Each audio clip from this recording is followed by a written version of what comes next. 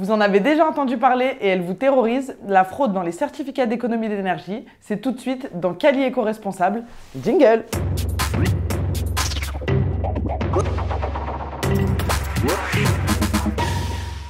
La police capillaire, ça va!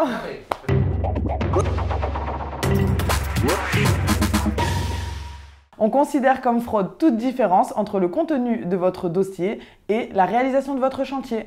Si par exemple, vous notez sur votre dossier 41 m² de surface isolée et que vous n'en avez isolé que 14, c'est une fraude, même s'il s'agit d'une simple inversion de 2 chiffres.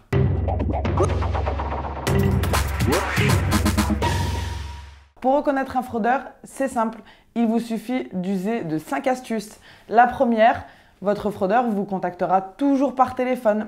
Il est important de savoir qu'à partir du 1er janvier 2020, il est interdit de démarcher par téléphone et notamment pour les travaux d'économie d'énergie.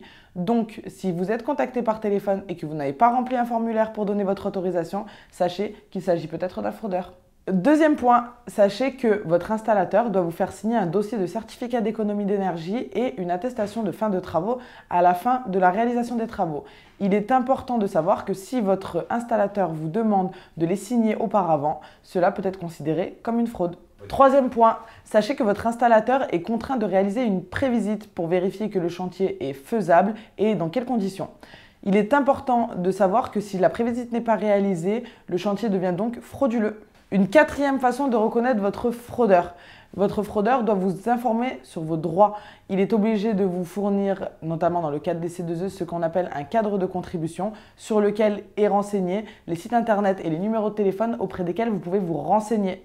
À savoir, pour la petite astuce, que vous pouvez vous renseigner sur www.fer.fr pour vérifier si l'installateur est reconnu garant de l'environnement, mais également dans quelles conditions il doit installer votre chantier.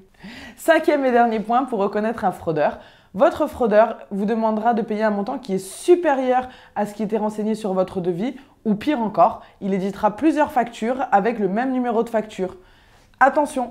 Depuis 2019 et la loi antifraude, il est strictement interdit d'éditer plusieurs factures avec le même numéro de facture.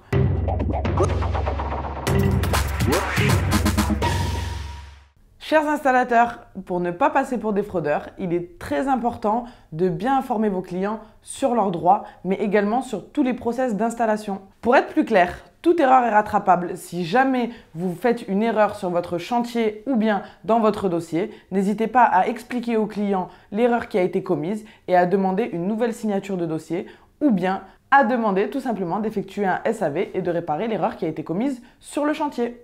Dernière petite chose pour nos amis installateurs, il est très important de toujours rester joignable. Si jamais vous changez de numéro de téléphone, de site internet ou bien d'adresse mail, n'oubliez pas de prévenir vos clients parce que s'ils ont besoin de vous dans le cadre d'un service après-vente ou dans le cadre d'une inspection, il est important que vous soyez joignable pour leur répondre.